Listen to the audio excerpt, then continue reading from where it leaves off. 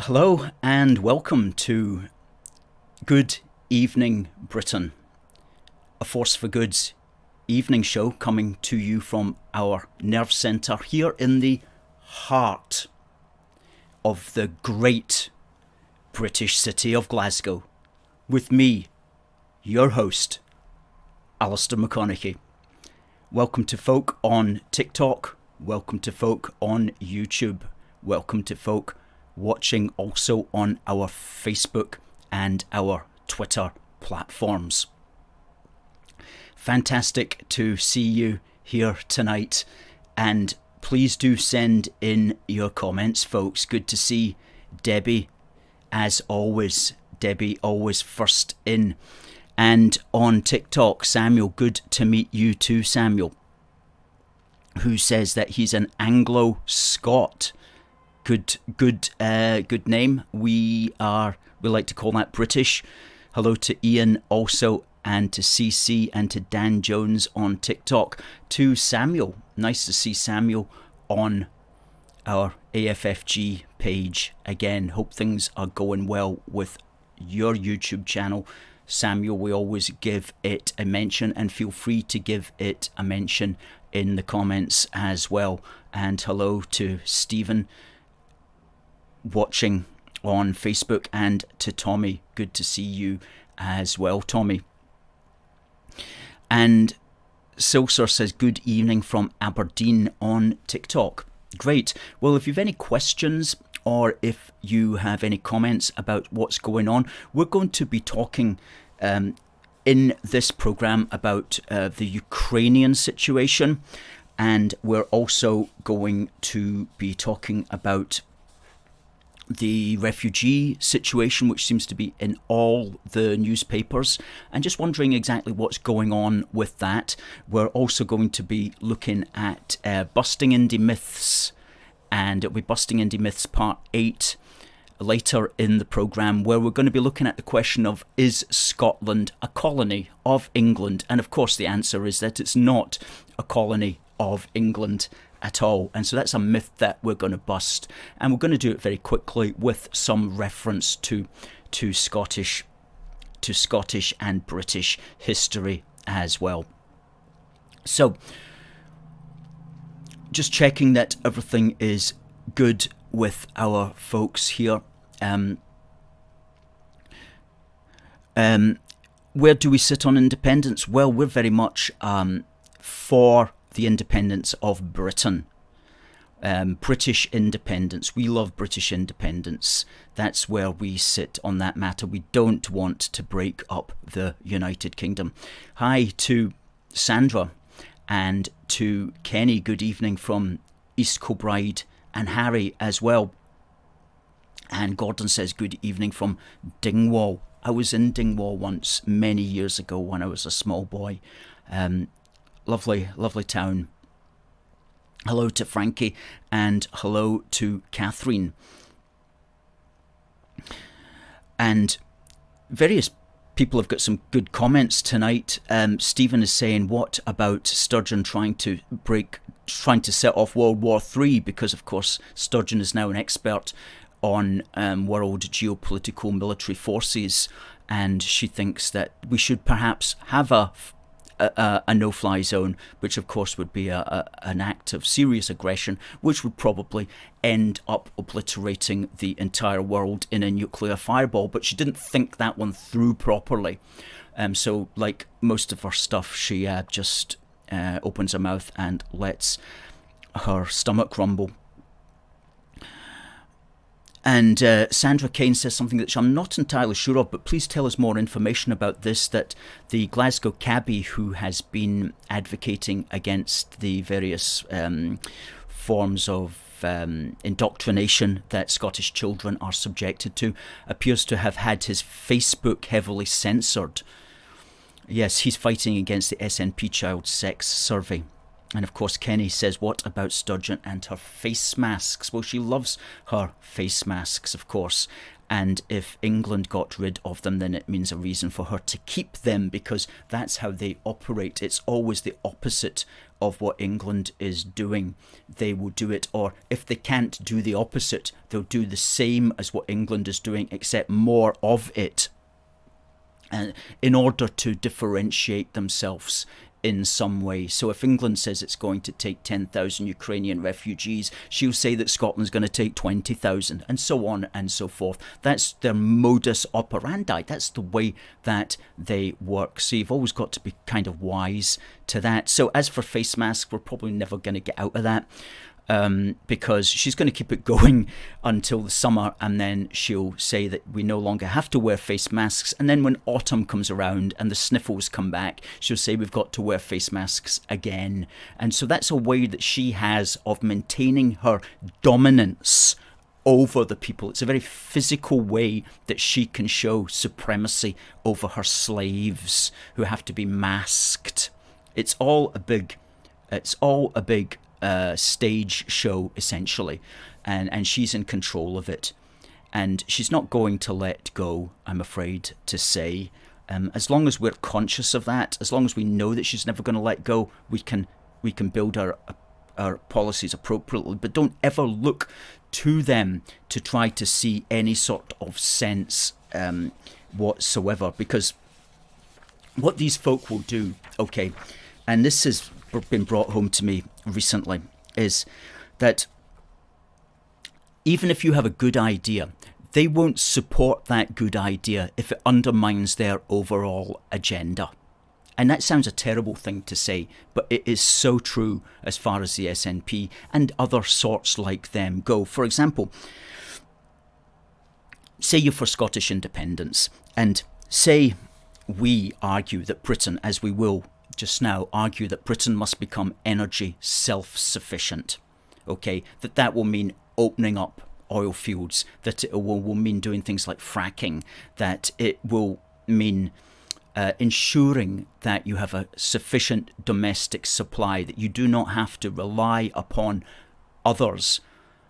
Then that's going to benefit all of the United Kingdom, and it's going to benefit Scotland as well. But it will benefit Scotland to such an extent that it will actually strengthen the union, and it will actually make many people in Scotland realise the benefits of being in the wider British Union. So the SNP is not going to be for that, because even if it benefits Scotland, even if it's a good idea, what it will end up doing is undermining their agenda. And so they won't be for it. They'll say, that's an extreme right-wing ideology, or that's a nostalgic hope for the past when Britain was great, or people whose minds are in the past thinking we can be independent with energy, or they'll find some way of dumping all over it, because they know that ultimately that's such a good idea that it will undermine their true agenda, which is just to fracture and break up Britain into several squabbling parts. So that's an infuriating attitude that they have, but they do have it, and we see that in action from them all the time. It sounds twisted, but that's just how it is. They will not support a good idea if that good idea will undermine their overall agenda. So remember that when you see them criticising a lot of ideas as well as reactionary, or if you see them criticising ideas as unrealistic, or if you see them criticising ideas as fantasy, they're criticising them because they know, oh my, that's a good idea. If that got off the ground, then we couldn't compete with that, and that would actually work against our particular interests. I see that a lot as well in the national newspaper. I was reading an article in the national newspaper by a bloke who is the sort of guy that a few years ago it was all, we must leave NATO and we can't have anything to do with nuclear weapons. And now he's writing an article. The case for Scottish independence must be anchored in EU and NATO membership. Okay, so now this bloke who a few years ago would be on the side that, oh, NATO, that's an imperialist capitalist thing. Now it's, oh, NATO, we've got to be part of it. So how do these guys flip like that? It's because they simply see that, oh, in this case, at this time, this benefits my overall agenda. So I'm going to be for it. A war? Yeah, I'm for that. I'm for that because that somehow in their twisted mind, it benefits their overall agenda.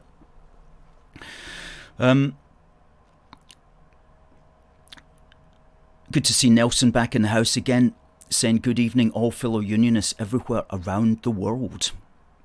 Alan says good evening, hope you're well. Absolutely, very well tonight, Alan, and very excited about the weekend because the weekend is going to be a celebration of our 10th birthday. We were formed on the 21st of March 2012. And on the 19th of March, we're going to be celebrating that with 50 at least, tremendous people in a venue in the centre of Glasgow. And as we say, if you have been ever out on the streets with us in those 10 years, once or more, if you've ever donated to us in those 10 years, and if you are a regular monthly donor, one of our union supporters, then you are invited to that. So please do contact us at contact@aforceforgood.uk and ask for your invite, and we will tell you where and when and how it's going to be. So send to that address there, contact@aforceforgood.uk, if you've ever donated to us or if you've ever stood with us, because we'll know who you are. And that's one of the things that we do, is we make an effort to ensure that we know who all our wonderful activists are and who are all the wonderful members of the AFFG family. And we're so grateful for you for that. And it's you, it's the men and women of A Force for Good who have brought us to this 10th birthday. And we're at our event, we're going to launch issue 5 of our magazine Union Heart, and that's a 20-pager. It was started out as going to be 12 pages, then it grew to 16 pages, and now it's 20 pages, full colour, and it looks back on every year that we've been doing this mission. And it highlights some of the key events in those 10 years, and it looks forward to the next 10 years, and it's a really wonderful piece of historical material, and it's free to all union supporters, and anybody who is at our birthday celebration will get as many free copies of it as they want, and it will go for sale on our shop, and you can find a link there.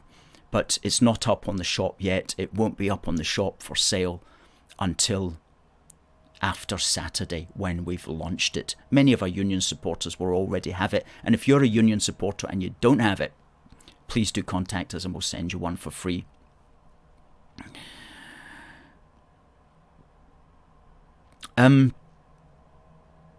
Sandra Kane says about the Glasgow cabbie, his posts are disappearing as soon as he's posting. That's strange, but I can totally see that he's a threat to the system. Tommy says, if face masks work, how are COVID rates rising? Good question. There's only one inevitable conclusion from that. Stephen says, the problem with a face mask is that it encourages people to keep touching the mask to adjust it and then touch your face. The worst thing you could do. And yes, Alan says, face masks are a breeding ground for germs. They are useless.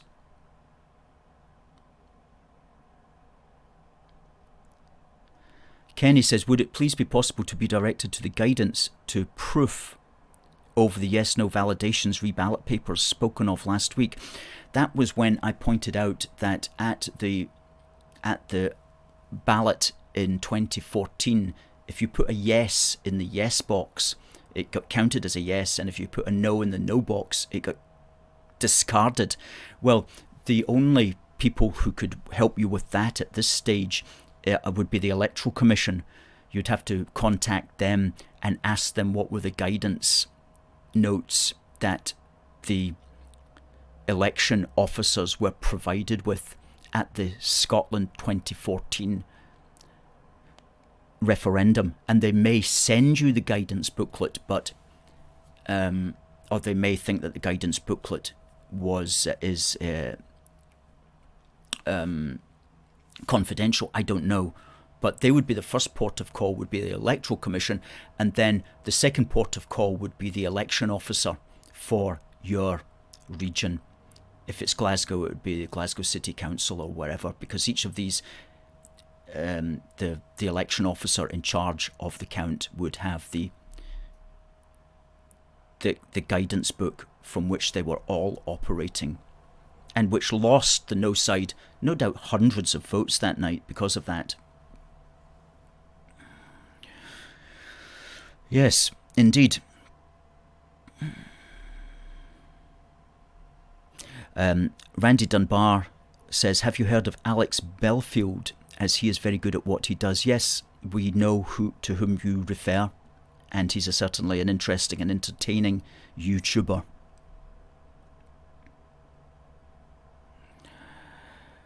Rita got her badge, thank you. That's this badge, which is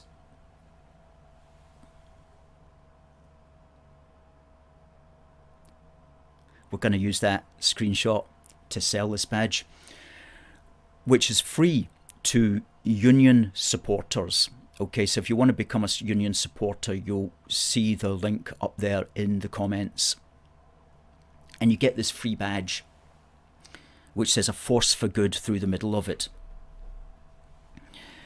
And you also get a free copy of Do More Together, which is our special policy edition, and you also get a free copy of issue 5, which is called 10 Years Strong. Great title. 10 Years Strong. You get a free copy of that as well, if you request it. If you don't want to request it, that's fine as well. But these things are available for union supporters, and you'll see the link up there.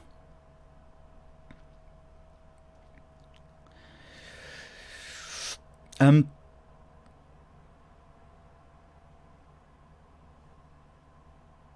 that's the one that you can go to as well. forceforgood.uk/union-supporters.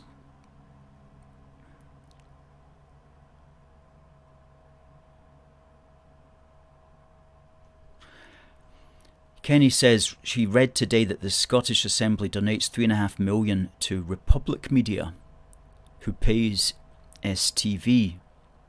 Surely this is a conflict of interest. Sounds like it. I don't know anything about that, but what I do know is that the SNP has paid millions of pounds to STV and to BBC Scotland and to all the newspapers up here in Scotland in order to promote various forms of medical propaganda over the last couple of years. And indeed, it is that funding which has kept Scottish media alive during this challenging period. And without that money coming directly from essentially the British taxpayers, then all of these channels, and especially the newspapers, would be in Queer Street, absolutely in Queer Street. And so they have a conflict of interest in that sense, because they have to do and run whatever the Scottish administration tells them, because they're getting paid a lot of money for it.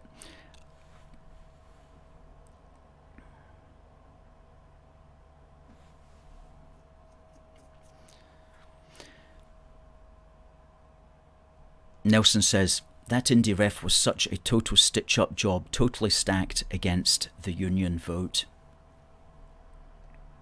Yeah. Well, I want to talk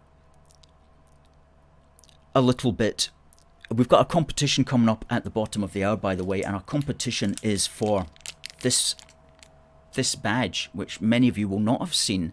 It's a very limited edition badge. We didn't produce it, but we've got a few here in the office, and it's simply just a celebration of the Union. Through the middle of it, it says Maintain Union, and it's got the flag of Scotland, Northern Ireland, Wales and England around the sides, and in the middle it's got a Union Jack topped by a crown. So that will be the prize. That will be the prize coming up at the bottom of the hour when we mention our competition. And it's easy to enter our competition because all you have to do is send the answer to that email address, and the first person with the right answer will get the badge. Simple as that. We'll put it in the post to you tomorrow. Let me show that to the TikTok folk. There you go, TikTok folk. If you want that, send your answer when I mention the competition to contact@aforceforgood.uk. Tremendous. Alan says he got the magazine through the post today. Good. Thanks. Glad to hear that. Glad to hear that. Adam's in the house, a little late. How is everyone? Hope you're well. United as one, divided by none. United as one, divided by none. I like that. That's a good one. We're going to use that. United as one, divided by none. Let's put that up as a scrolling thing along the bottom. United as one, divided by none. Good one. Thanks. Yes. I want to talk just briefly, right? How much time we've got? Plenty of time. I want to talk about the. No, I'm not. I'm just going to go straight into our competition. Our competition, and not so much our competition, rather this day in British history. That's what I'm going to be talking about. This day in British history.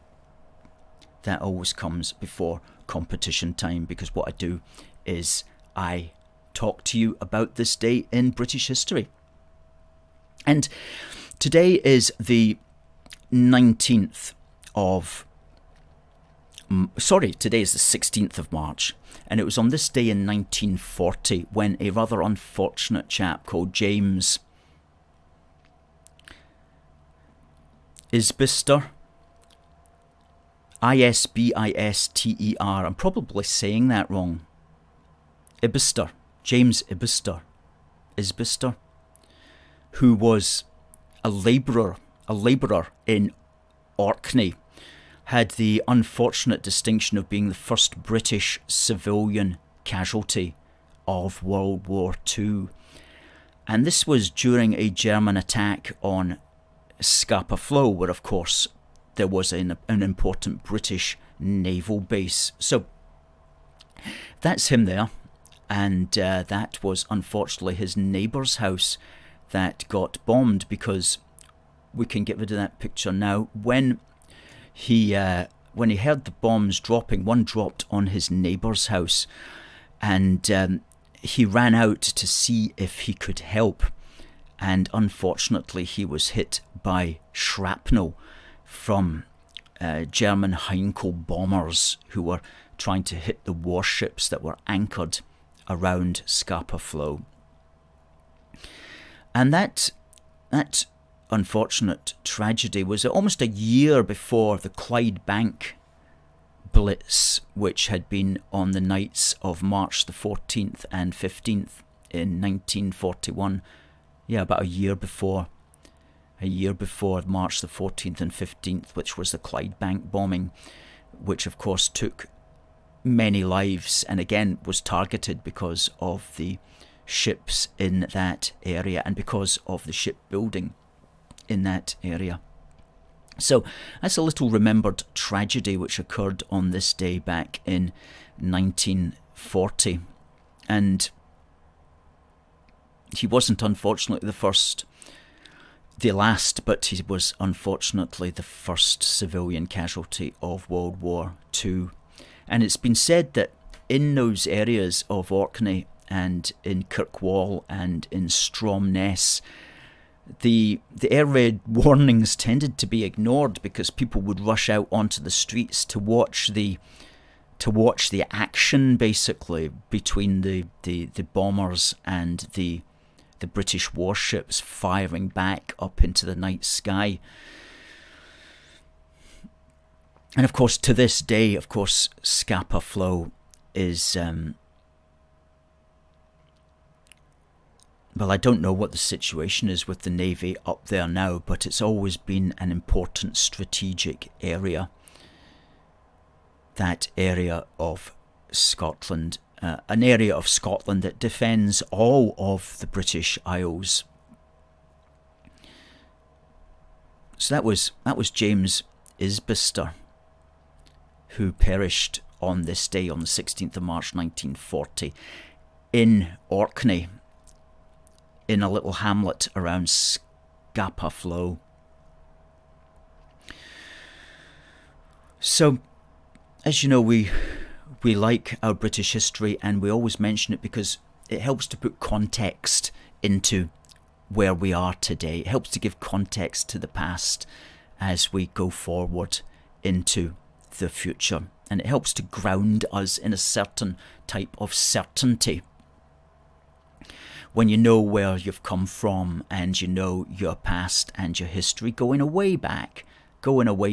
And when Busting Indy Myths comes up in a few minutes, we're going to go way back into British history as well, to demonstrate the extent to which Scotland has never been, never will be, a colony of England, despite the nonsense that the Scottish nationalists will try to pretend.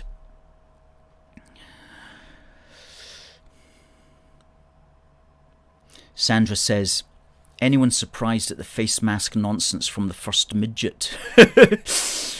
I'm not, but I've never complied and never will.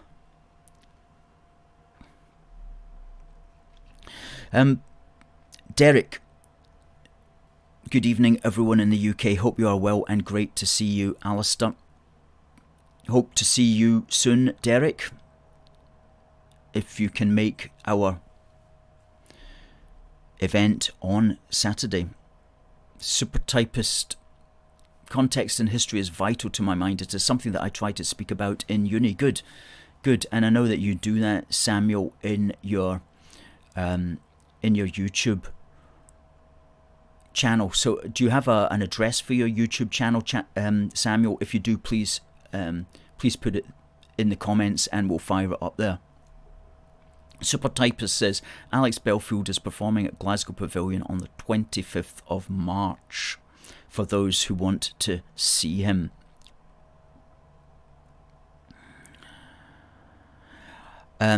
Katrina Clark said, would this be okay to share? Please do share it. By all means, Katrina, share it everywhere and anywhere, and we don't mind. And that just reminds me to say to people, please do share. If you're watching on Facebook, give us a share to your colleagues. If you're on Twitter, please give us a retweet. If you click the little bit that says quote tweet and write in a wee positive comment and retweet us that way, then what that means is we can then retweet you to 27,233 followers as of 5 o'clock this afternoon. And so that's a way of helping you as well. And of course, if you're on YouTube, as that little scrolling banner says, please subscribe to our YouTube channel. Because, you know, we've got an awful lot of great content up there. We've got a perfect niche, and the thumbnails and everything is really well done. So we do deserve a lot of subscribers on YouTube, but we have nowhere near what we should have on YouTube for reasons that are beyond our ken. So please, if you can subscribe on YouTube or give us a mention at any time, that would be fantastic.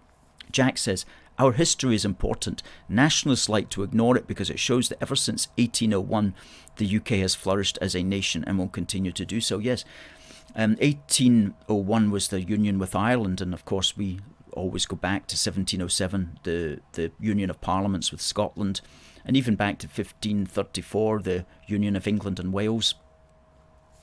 Not forgetting the 1603 union of the crowns.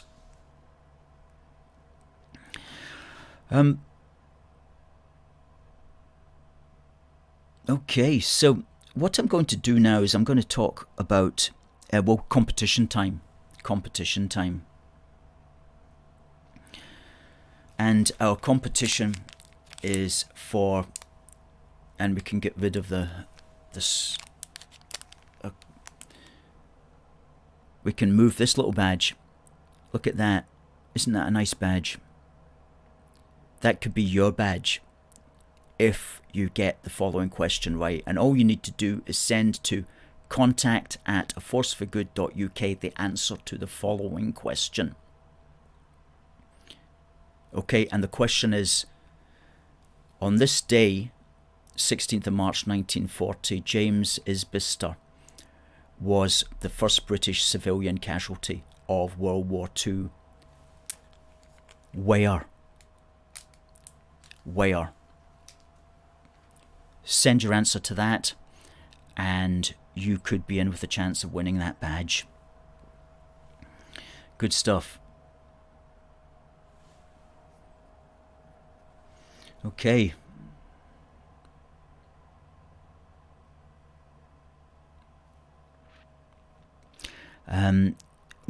Michael asks, where are the comments? Well, we're reading the comments from our Facebook and YouTube and Twitter pages. So you might want to watch on the YouTube or the Facebook channel where you get a much better viewing experience actually than you do on TikTok. So we always suggest you go to A Force for Good, our YouTube channel, which is youtube.com/UK A Force for Good.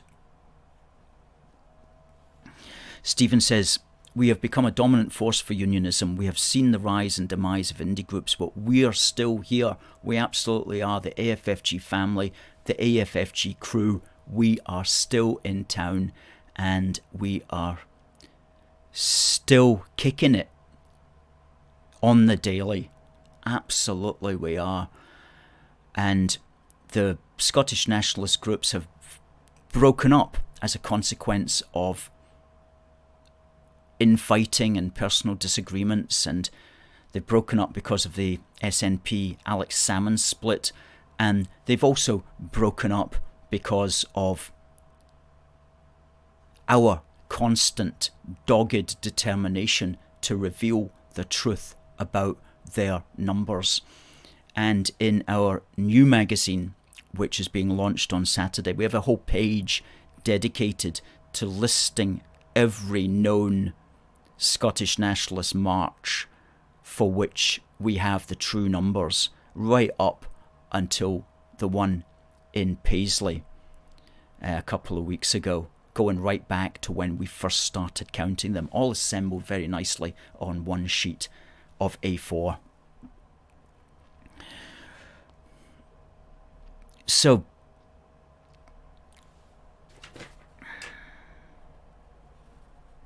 let's hit Busting Indie Myths Part 8. Busting Indie Myths Part 8. And that's what we do here at A Force for Good. We're busting indie myths on the daily. Busting indie myths on the daily, weekly, monthly and yearly, and we'll get to that topic in a minute. Which is, Scotland is not a colony. That's the truth of the matter. That's the heart of the matter. That's the reality. And there's plenty of reasons why Scotland is not a colony. Okay, we're going to look at this oft-heard claim that Scotland is somehow a colony of England. And the idea is that Britain and its unions, plural, are some kind of English imperialist construction. Okay, and this is a notion that's held by many in the Labour Party. Much of the left in England, but not all of the left, and virtually all, unfortunately, of the Scottish National Party. They have this idea that Scotland is a colony of England. And this leads them to the obvious conclusion, therefore, that Scotland should break away, because a colony is defined as a country that's been taken over by another country and is governed by another country. And very often a country that's been taken over forcibly as well. And of course, if you see Scotland as a country that's been taken over and being controlled essentially by England, then you're going to want to break free from that. And so it's a simple frame. It's a very simple frame in which to understand the relationship, but it's a completely absurd frame in which to view the relationship. It's a false frame. Okay, Scotland is not a colony of England. So where does this notion come from? Well, probably it comes from simply not having a full grasp of the history of these islands, not having a full grasp of the history of these islands and the complexity of the history of these islands. And it also comes especially from viewing history from one particular perspective, and in this case, actually and ironically, viewing history from an English academic perspective. Because until quite recently, a lot of British history was written from an English academic perspective, and it tended to be biased towards looking at, quite understandably, the English interest and putting that and the interest of England first, and then looking out to see how all of that affected the rest of these islands and the world. And the Scottish academic interest tended to be in reaction to that, which tended to be a kind of parochial, defensive version of events as well. So that led to a skewed history of how Britain came together, either from a particularly English perspective or from a Scottish perspective. There was no overarching view of how it came together, looking down at the overall perspective, which is the way that we at A Force for Good look at it, from an overview of British history, not from an English or Scottish perspective, but from the overall British arch, looking down over it all. And indeed, that type of academia is really only a recent form of academia, a recent form of research. In the last maybe 30 or 40 years has that view of things started to come out. So it comes from that imbalance, and it ignores the development of Britain as a gradual and natural political progression, often driven by Scots as well. It tends to ignore that, and so it comes up with the idea that Scotland's a colony, when in fact it's not a colony at all. And our history in Scotland is full of examples, which I'll just get to in a second about that. So the only time when you could possibly make the case that England was trying to colonise Scotland, and I say possibly because at the end of the day it wasn't really England as such, it was the King of England at the time, which was Edward I. That's going way back to the late 1200s and early 1300s. That's going back to the time of Robert the Bruce and William Wallace. Okay, now you could possibly make the case that England, or at least the King of England, or the dynasties involved at that time, you could possibly make the case that one was trying to colonise the other. However, what happened there in the Wars of Independence? England lost, okay? It lost. Quite notably down through time, it lost. So, clearly, There was no colonisation going on there, was there? And that's the only time you could possibly make the case for that. Because as you move on, you've got the 16th century, which is to say the 1500s. You've got Mary, Queen of Scots, right? What's she famous for? Well, she's famous for believing that she was the rightful heir of the English throne. Okay, she dedicated herself to that end, much to the fear and concern of Elizabeth I. So this was, if anything, this was about a regal entitlement of a Scot over England, right? So no colonisation, no English colonisation going on there. You could almost make the case it was Scottish regal colonisation going on there. But of course she was not to succeed in that particular aim in herself, and she came to a tragic end. But thankfully, as far as we here at A Force for Good are concerned, her son James VI of Scots did succeed in that, and James VI of Scots took the English throne in the fullness of time, as he himself said. And what did he do? Well, not just creating that fantastic Union Jack, which is named after him, King James, King Jack. Not only did he create that, but of course, as far as Ireland goes, he created the settlement of mainly the north of Ireland with lots of Scots and English, okay? So there was no particular English colonisation going on there. That was a Scots king who set about populating the north of Ireland with fellow Scots. And he especially was keen to perfect the union politically. And once he became king in 1603 with the Union of the Crowns, he immediately wanted to move towards political union, a political union of laws and religion and so on. And he was very much for that. And as I say, I'm reading this book at the moment, James VI and First. And in that regard, it talks here about how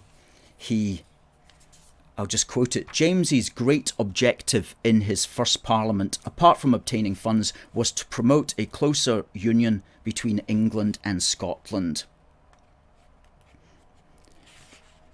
And he did not succeed in persuading the English Parliament of that, because they did not want a union with the Scots.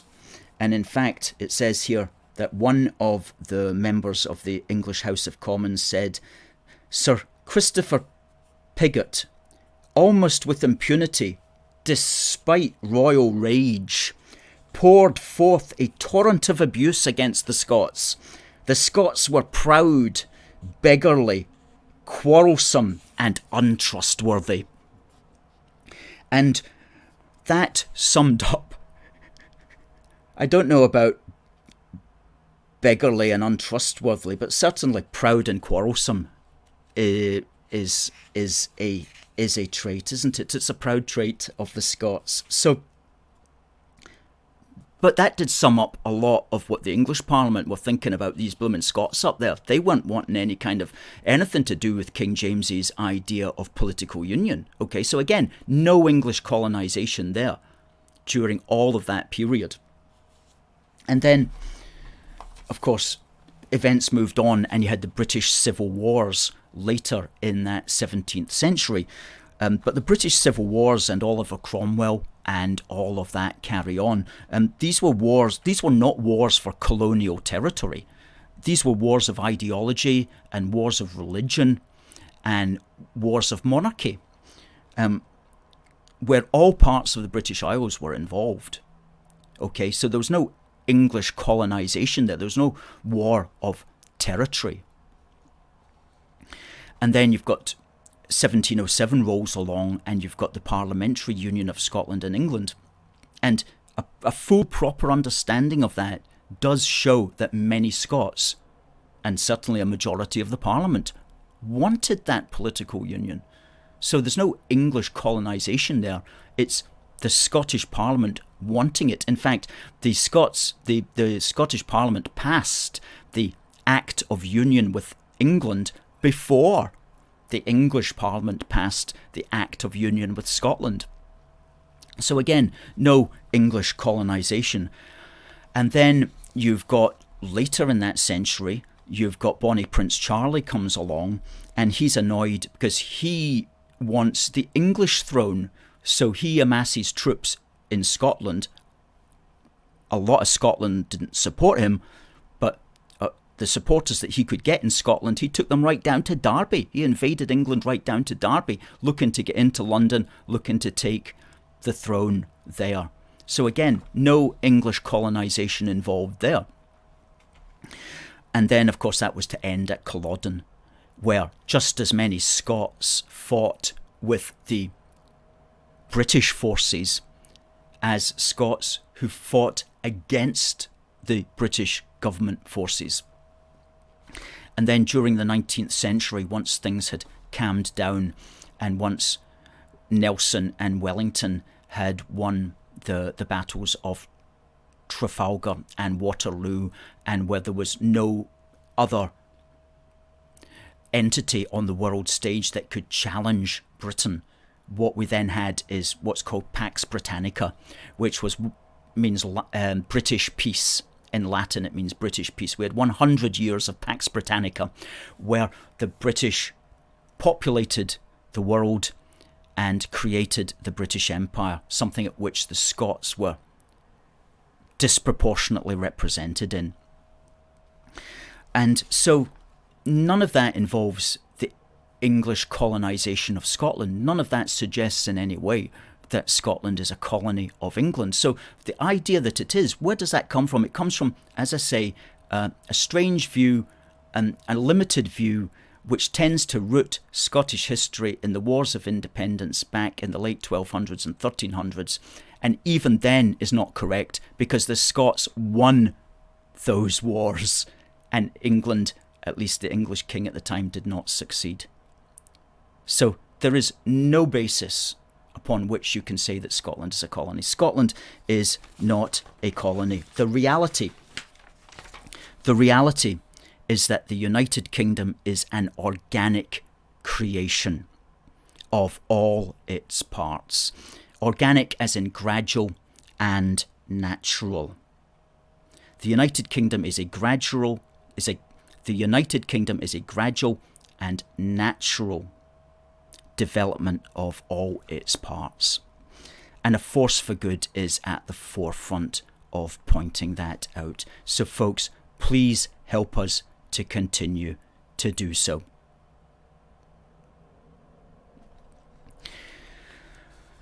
And, we we gave a speech back in referendum year 2014 in London called 21 Reasons Why England Should Care About Scotland Separating.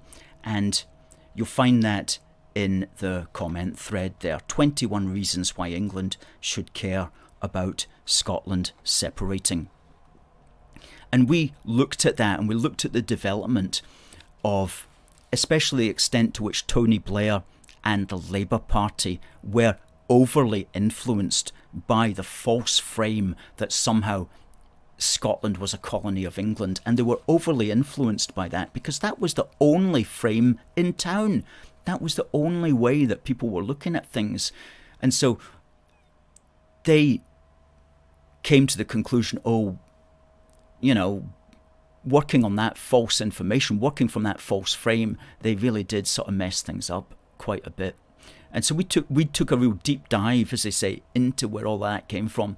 And you'll see that in our speech, which is basically a dissertation about how all of that came together. So, and that really should be published as well, which no doubt we'll get round to in the fullness of time, as James VI liked to say.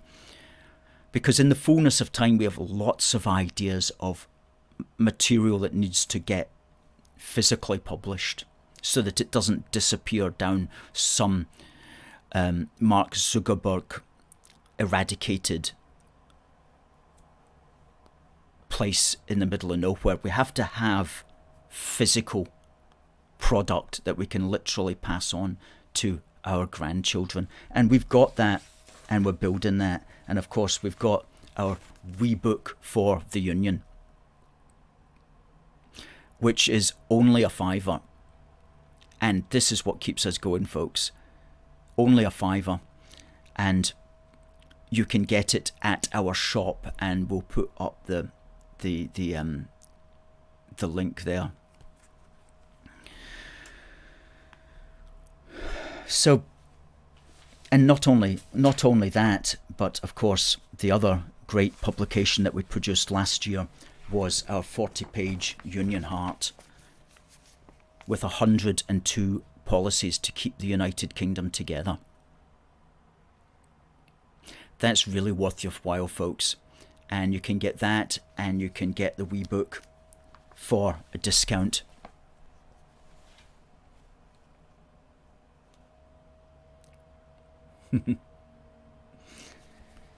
At our shop. Which is a forceforgood.uk/shop-1. And that really does help, and it's a 360 win, because you help to get you help to be informed, you help to inform others, and you help to keep our show on the road. A 360 win, as they say. Everybody benefits.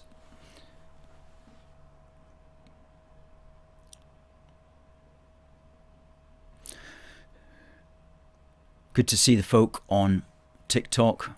Please do leave us your comments there, and we'll read them out if they're worthwhile. Indeed, Dennis says, if only people were taught history properly. Well, that's right. And in the situations where they're not getting that, which is to say in Scotland in schools, unfortunately, the best that we can all do is to find alternative sources of information, and certainly a Force for Good's doing our bit to try to put these alternative pieces of information out there. Samuel says, I have to say that I have not heard this before, but to claim that Scotland is a colony of England is utterly ludicrous. Absolutely. That shows a lack of understanding of British history and with little context. That's right. The reason I said that is because last week one of the Scottish nationalist groups on Twitter posted a stupid comment from a well-known English filmmaker.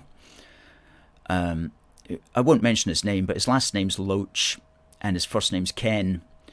And he was going on about that. And I thought, that's just absolute blooming ignorance. And I know where that's coming from. That's because he once read a book about it from his perspective, okay, from that false frame. And he's thought, oh, well, that's simple. That makes it easy. So what I'll do is I'll just go about saying that. And, there's thousands of retweets. Like a piece of nonsense had thousands of retweets. Well, hundreds anyway. Hundreds and hundreds of retweets. It might even have been thousands. And I just thought, that's really irritating. That this bloke who doesn't know anything about British history, okay, he thinks he knows something about Irish history if it suits his agenda, but he knows nothing about the English-Scottish Union at all. And he comes out with that. Just irritated me, so I thought, we have to sort that out. We have to make sure that's something that's going in the book. Okay, that's a busting Indy myth right there that we have to develop, and just put the truth out on that one. Well, yeah, says Alan. It's the Scottish who are colonisers. If you want to go down that line, certainly from one perspective, of course, many of the empire's biggest names were Scots. That's absolutely so. That's absolutely so. We are a force for good. We are legion. We do not forget. We do not forgive. Nationalists expect us. Well, that's your words, Adam. Good. Well, the question is, do we have a winner? Yes, we do have a winner. Fantastic. We have a winner of our badge.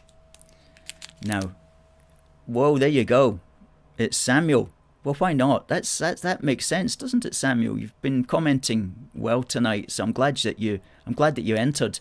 We'll get that sent to you. Now, Samuel, if you could use that same email address, please, and send us your mailing address by email, and we'll get that in the post to you tomorrow morning. Thank you, Samuel. Thank you for that. We're not going away. We're not going away.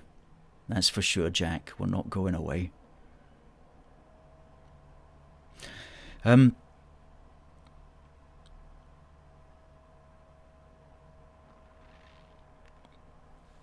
Yeah, so good.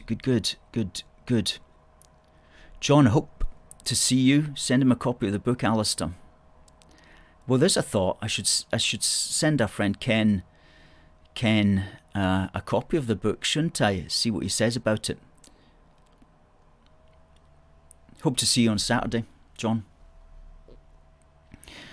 Celebrities should keep out of politics. That's absolutely true. And got a few people there saying congrats to Samuel. Okay, Adam says congratulations. And Tommy says congratulations.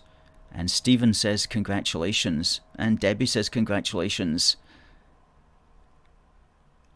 So congrats, Samuel. Well done. Well done, you.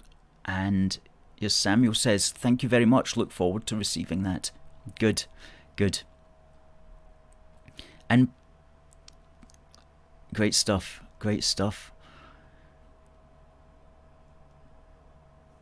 Alan says that.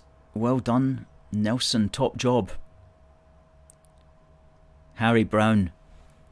Well done, Sam.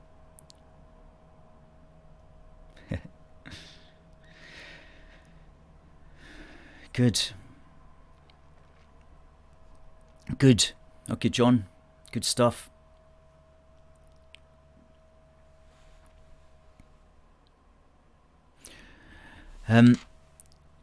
Let's see what we've got here on TikTok. Smile Badger says, long live the United Kingdom. Second that emotion.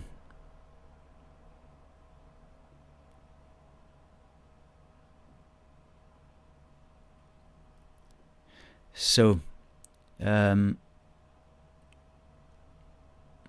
just looking at other comments here that can be read out on a family programme.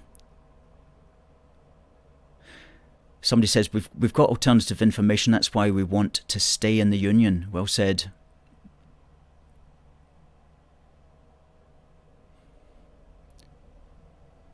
Big Paddy says, what do you think of Northern Ireland? We love Northern Ireland. Somebody says they're going to buy something from the shop. That's put up the shop link there. Force for good, absolutely.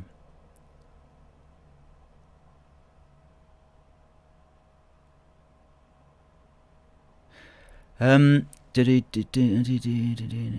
or two things there I don't quite get.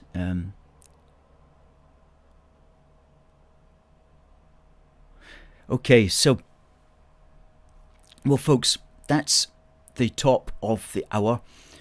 Looking forward to seeing 50 of you at our event on Saturday, celebrating 10 years of A Force for Good. And we'll be back next Wednesday, and we'll be showing you our new magazine. And if you want the new magazine, we'll send it to you free. It's called 10 Years Strong. It's going to be launched on Saturday. And if you become a union supporter, that is, we'll send it to you free. If you become a union supporter, we'll send it to you free of charge. Otherwise, it will have to be a £5 because it costs money to publish. So, folks, we will be back next Wednesday. We'll be back at 7 o'clock, broadcasting across all our digital platforms throughout the United Kingdom and around the world at 7 o'clock until 8 o'clock. So until then, it just remains for me to say, God bless the United Kingdom and God save the Queen. See you next week.